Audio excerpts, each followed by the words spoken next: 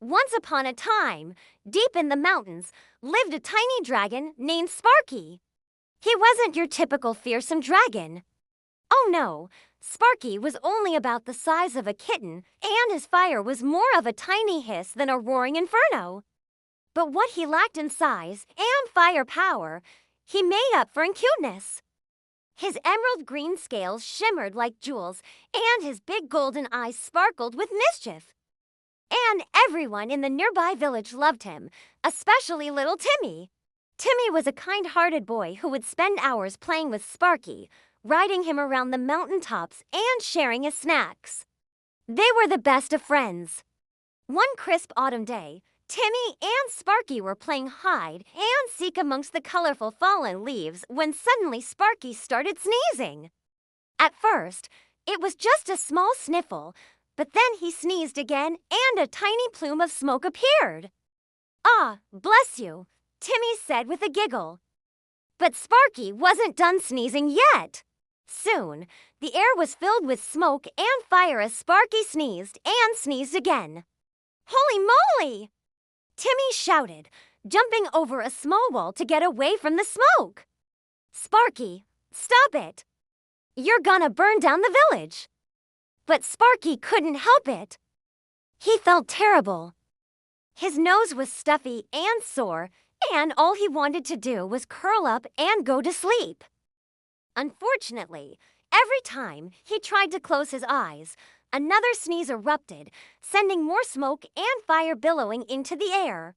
Timmy watched in amazement as Sparky sneezed 30 times and then collapsed on the ground, exhausted. "I gotta help him," Timmy said, running to his house. As soon as he got inside, he grabbed his mother's magic potion book and started flipping through the pages. "Mom, have you seen this before?" he asked, showing her a picture of a smoldering dragon. "Oh my goodness, that looks exactly like Sparky," his mother exclaimed. "It's a rare magical reaction known as combustion sneezing. It happens when a dragon accidentally breathes in some magical pollen, and their body reacts by creating fire and smoke out of their nostrils." "So how do we cure him?" Timmy asked, hoping there was a simple solution. But unfortunately, his mother shook her head.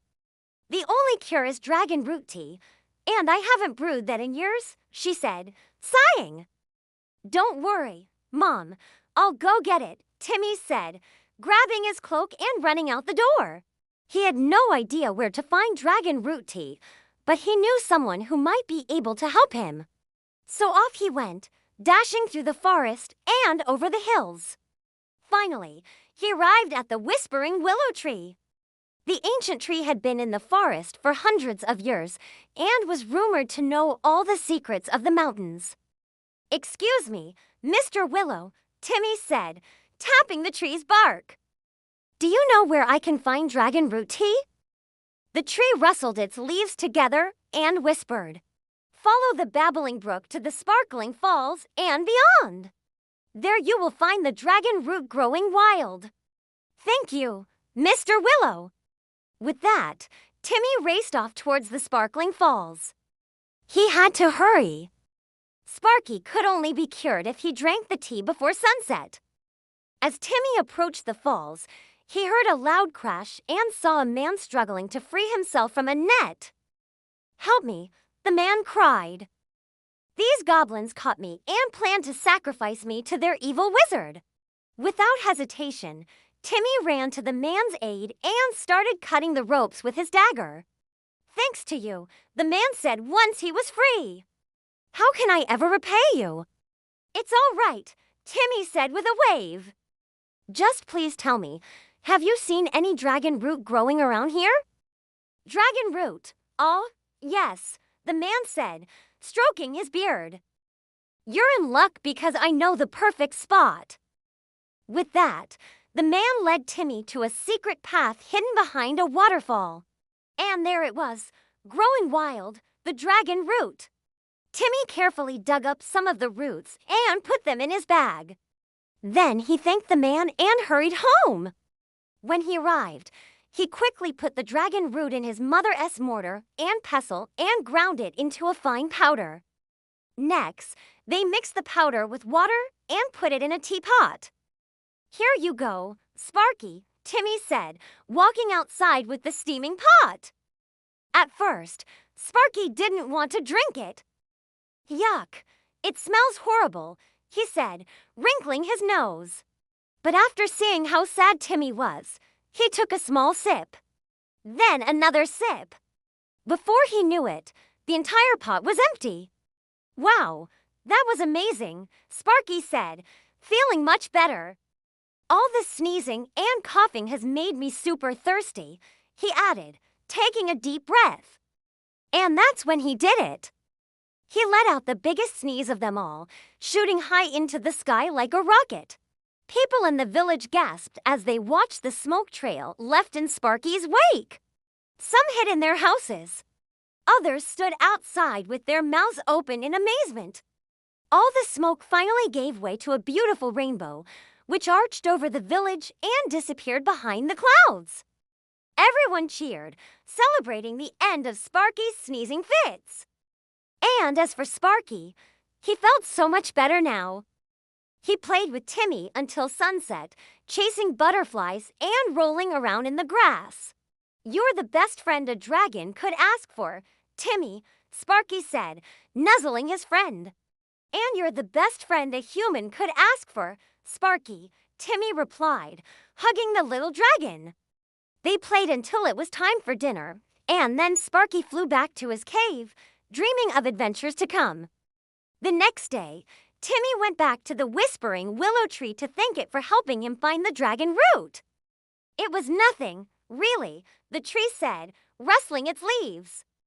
"Helping others is what I live for. And besides, you already paid me back by bringing me this," it added, holding out a tiny hand. In it was a smooth, flat stone. "What am I supposed to do with this?" Timmy asked. "Oh, don't you know? It's a wishing stone," the tree said. "If you rub it the right way, you can make a wish and it will come true."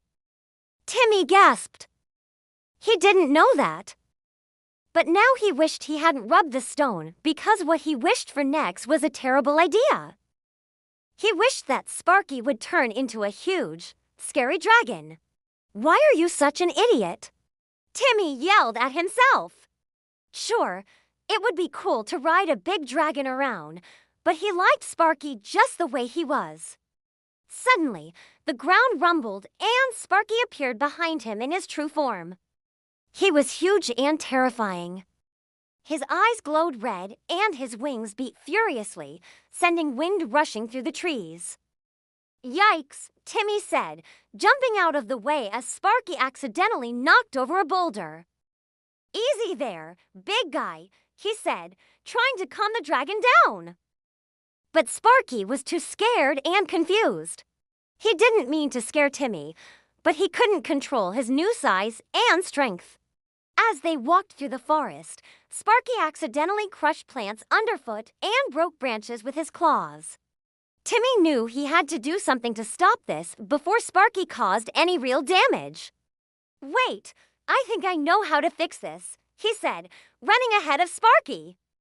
He stopped at the river and filled up his canteen, then ran back to the dragon. "Drink this, Sparky," he said, handing the canteen to the dragon.